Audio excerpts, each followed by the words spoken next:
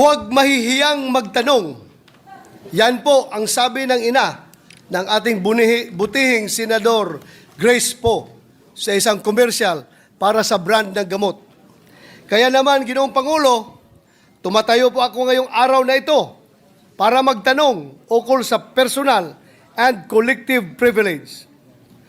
Noong nakaraang Biyernes po kasi, nagkaroon ng pirmahan ng isang kasunduan ang Philippine Health Insurance Corporation, PhilHealth, Development Bank of the Philippines, DBP, at Tingog Party List.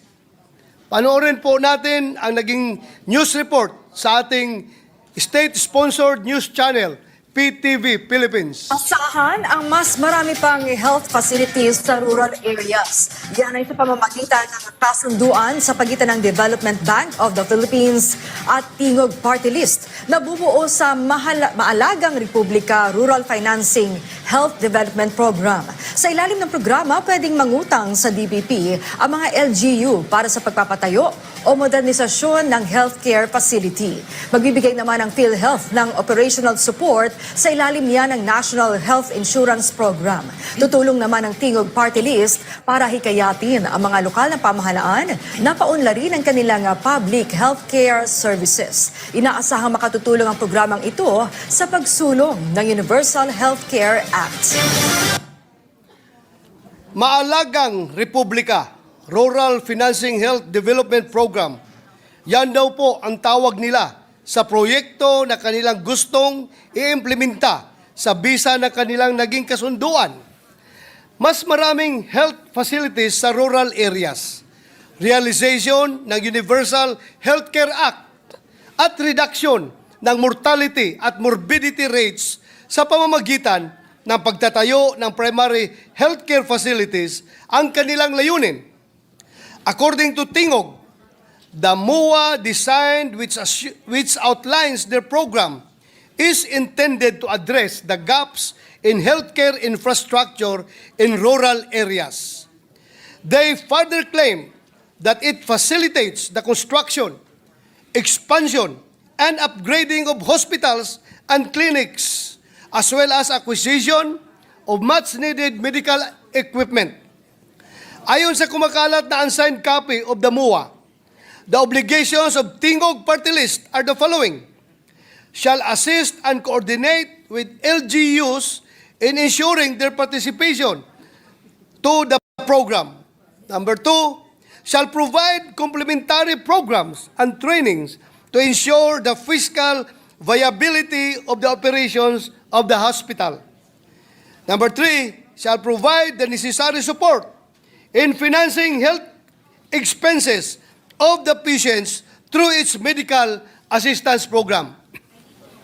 Ang tanong ko po ngayon, alin po ba sa ating mga ahensya ng gobyerno ang in charge sa healthcare infrastructure? Anong ahensya po ang nakakapagbigay ng technical assistance patungkol sa mga usaping pangkalusugan? Anong ahensya po ng gobyerno ang nangangasiwa ng ating mga local government units? Ang PhilHealth ba? Ang DBP ba? O ang Tingog Party List? Sa taon-taon nating binabalangkas ang national budget, ang Department of Health lamang ang nakikitaan ko ng programa patungkol sa mga health infrastructure. Under the 2025 National Expenditure Program of the Department of Health, the DOH has a program called Health Facilities Enhancement Program, or HFEP. Funds for its HFEP shall be used for the construction, upgrading, or expansion of government healthcare facilities, among others, with priorities in the universal healthcare sites, geographically isolated and disadvantaged areas, including the upgrading of facilities for COVID-19 response and equipping and construction of ongoing projects. In the implementation of the infrastructure projects under the HFEP, the DOH may enter into a MOA with the appropriate government agency or local government unit that has the capability to implement the project. In addition, the DOH has the mandate to provide technical assistance, consultation, and advisory services to stakeholders regarding health facilities regulation. More to the point, it is the DOH which issues the so-called certificate of need whenever a government or private entity desires to establish a new hospital.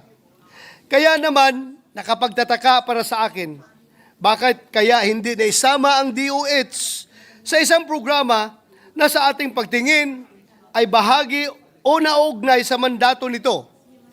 Modesty aside po, isa po akong doktor. Ngunit, Doctor of Philosophy po or PhD, hindi po Doctor of Medicine or MD. Hindi po ako isang health expert.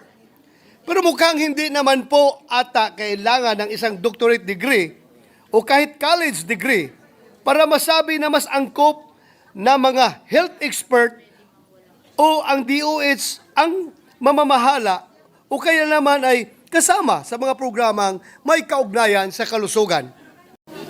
Bakit kaya mas pinili ng DBP at PhilHealth na makasama sa kanilang MUA ang isang party list kaysa Department of Health?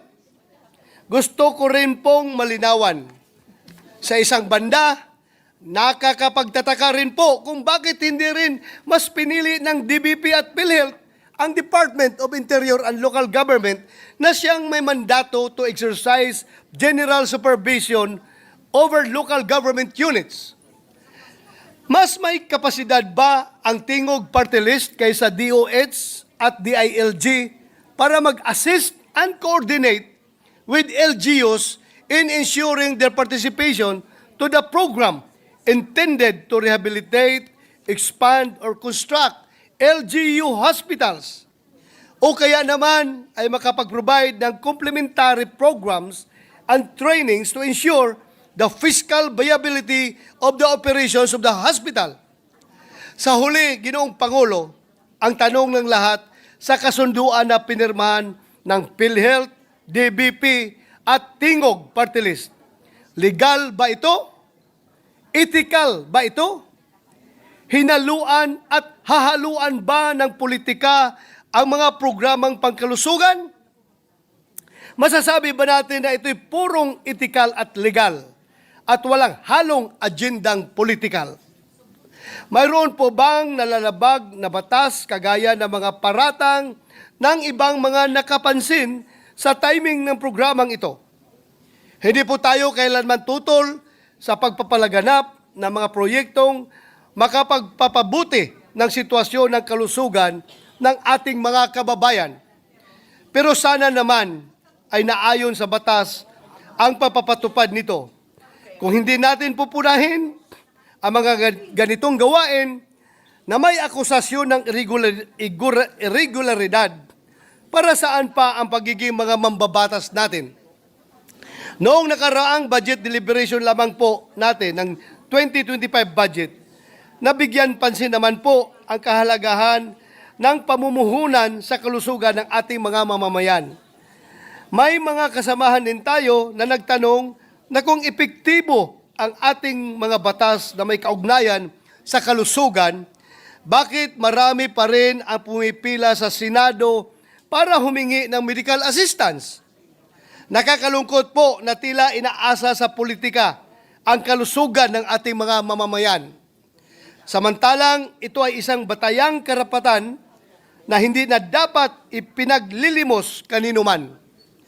Kung magsasagawa po ng pagdinig ang ating Senate Committee on Health and Demography patungkol sa MUA ng PhilHealth, DBP at Tingog Party List, asahan po ninyo, hindi po ako mahihiyang magtanong. Maraming salamat po, Ginoong Pangulo.